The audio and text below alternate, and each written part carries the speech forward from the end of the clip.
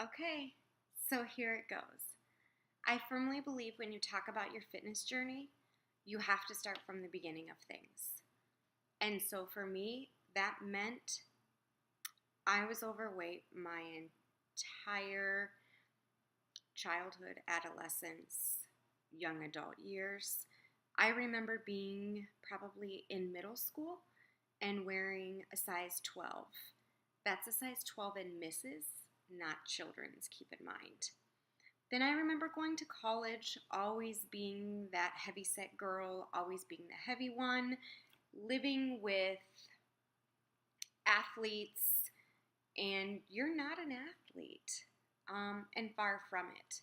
So I get out of college, I moved to Kansas City, I turn 21, and I decide I'm sick and tired of being fat. I am done with this. You feel bad, you're sluggish. I was young. I was ready to see what I could do. So in 2004, I hired a personal trainer and started working out with Jason 3 days a week for about an hour. Completely changed my eating habits, lifestyle, really turned my world kind of upside down. But it was an okay thing. The day I stepped on the scale with Jason for the first day we worked out together, I weighed a astonishing 245 pounds. Let's keep in mind I'm 5'1". So 245 pounds, 5'1", I'm short. That's like a size 20, 21, 22, somewhere in there. I was able to work my weight down to like 168. It took me a couple of years, but I was okay with that. It came with a lot of work. So I maintained that weight, give or take from 165 to 170 for about, 4 or 5 years. I met my husband in 2009. I built my first home, still maintaining that lifestyle, working out every day of the week, eating clean 90% of the time, just really living a better lifestyle. In 2011, I decided, I want to push the envelope. I want to see where I can go. At this point, I wasn't working out with a trainer and hadn't worked out with a trainer for 4 or 5 years. I was just doing it on my own, a day at a time. So at this point in time, I hire Preston Allen. He was actually an online trainer from California, so we did all of our stuff online. He did my meal plans, he did my workouts, then I worked out here. I actually was incredibly successful. I enjoyed it. I had the flexibility of doing my own workouts, but following someone's plan, getting creative in the kitchen, doing my meal plan, stuff like that. I really enjoyed it. I went to Haiti about a year after the devastation in 2010, and I spent a week and a half working with orphanages and organizations there. Then at the end of 2012, I decided to go to Uganda, Africa. I was gone for 2.5 weeks, and I worked with schools, orphanages, different organizations who worked with children who didn't have parents, were living in the streets, that kind of situation. I came back from Uganda, and in April of 2013, so 6 months later, I got engaged to the love of my life. And on June 15th, 2015, my husband and I got married. I amazingly stepped on the scale the morning of my wedding, and I weighed 128 pounds. That is 118 pounds from where I started in 2004. Amazing. Amazing. I think my wedding dress was a size 6. That's just really, it was amazing. I didn't think that I weighed that little. I felt like I was more in shape, but nowhere would I have guessed that I weighed that. So it was the most amazing day of life. Um, it was a beautiful day and just probably one of the happiest days so far. Unfortunately, about a month and a half after we got married, almost September to be exact, my husband complained that he was having, when he would lay down, he felt like an elephant was standing on his chest. So we went to the doctor, who then referred us to MD Anderson Cancer Center in Houston, Texas. And in October of 2013, my husband was diagnosed with pleomorphic liposarcoma, which is a rare form of soft tissue cancer. And in him, it created tumors. And at this point in time, he had a tumor that was growing around his esophagus, aorta, near his liver, near his kidneys, just kind of down there in God's country. So about a week before Thanksgiving, this would have been Thanksgiving of 2013, he had a grosha, a port placed in his chest, which is where he would get chemotherapy administered. Our main doctors were at MD Anderson in Houston, and we had chemotherapy administered in Kansas City. So, we get through Thanksgiving. We get through Thanksgiving. At the beginning of December, he starts his first cycle of chemotherapy.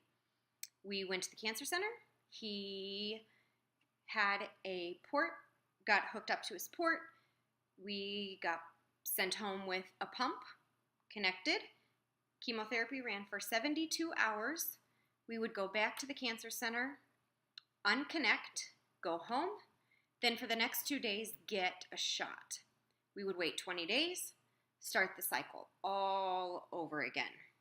So, to say the least, we spent our first Christmas, our first New Year's in the hospital. What great ways to make your first memories as a married couple, right?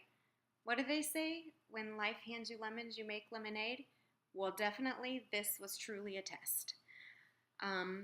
This puts us, the beginning of 2014. We, on a regular basis, so about every 3 months, we would drive down to Houston, Texas to do a scan, see what our oncologist team there thought, come back to Kansas City. Our doctors in Kansas City would consult with our doctors in Houston, and they would put together the next phase of process. We did this, countless chemo cocktails, methods, suggestions. Sometimes we would do a scan and see the tumor not growing, and then sometimes we would see growth. Shortly after, at about the beginning of 2014, we actually placed a feeding tube in my husband's stomach. As a side effect of the chemo for him was that his vagus nerves that make your stomach move when your mouth opens stopped functioning, which meant everything he was ingesting was not digesting. So it would just sit there like lumps of nothing. So we went home on a feeding tube and started doing night feeds so he could have as normal of a life as he could during the day and then feed at night and still get his nutrition. Well, that did not go so great. So pretty much we lived in a hospital about all of 2014, really. and part of 2013 and all of 2014, we really did live between the hospital, the cancer center, MD Anderson in Houston, and just being at home because he did not tolerate chemotherapy very well and had very severe side effects. So, in this process of being in the hospital, we met an amazing nurse named Brianna, who happens to be, we find out after the fact, Elijah, a personal trainer at Anytime Fitness's wife. She was an absolute blessing there. And now comes our introduction to Anytime Fitness. So, in July of 2014, my husband happened to be in the middle of a chemo cycle, but feeling okay. So one day at work, I was at work, and he came home all excited and was like, babe, I got you a gym membership. It's right up the street. I know how important it is to you. I know you haven't been able to be going to the gym, keeping up with what you wanted to do just because I've been sick, you've been working, taking care of me, etc. So it was awesome. Seriously, like 3 minutes from the house. So I started working out at the gym just when I could, because at this point I was working full time at home, taking care of Terrence full time. That meant meds through his feeding tube, feeds through his feeding tube, doctor's appointments. If we were in the hospital, that meant I was working at the hospital. I didn't come home at night when we were in the hospital. I stayed with him 24 hours a day. If you could ask Brianna, she would say Megan was an honorary nurse because I truly never left my husband's side. We continued to do chemo. He continued to get more sick from the chemotherapy. And about September of 2015, we did one last final scan and decided we were not going to do chemo anymore. That at this point, how sick he was getting wasn't worth it. And that we would spend the rest of Terrence's life and what life he had on this earth simply making him as comfortable as we could make him. Whether that meant 2 years, 4 years, 10 years, or 10 days, we decided he was done with chemo. We were going to stop all efforts and we were going to see what happened. December 2015 was the one and only Christmas we spent outside of a hospital, and we actually spent it with our families, and that was the last Christmas we celebrated together on this earth, and it was the last New Year's Eve we celebrated together. On February 12th, 2016, my husband turned 42 years old. We had the one and only surprise birthday party that he had ever had his entire life. He blew out 42 candles, which was very hard for him to do at this point in time, but he did it. On about February 16th, we took our last ride to the lake to just sit at the lake, talk about life, what was happening, etc. And on February 19th, we entered the hospice house and moved permanently into the hospice house for the duration of Terrence's life. On December 21st, we took our last set of family pictures. And on February 24th, my husband took his last breath and gained his heavenly angel wings. An incredibly hard year. Incredibly.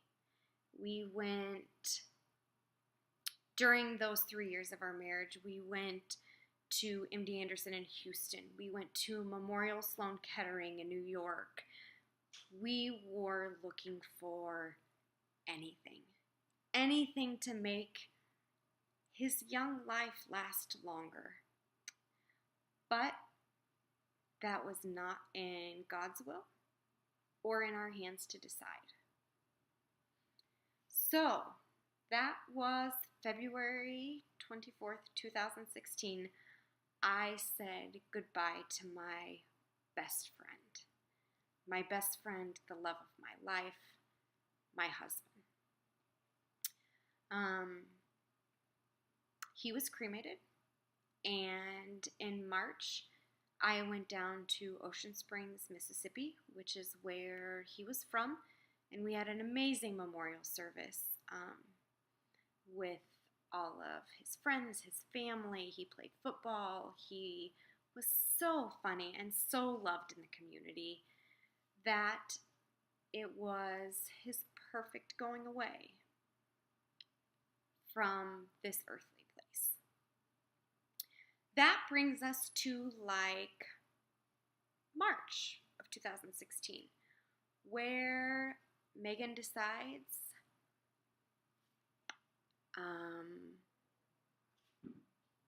guess I better start picking up the pieces.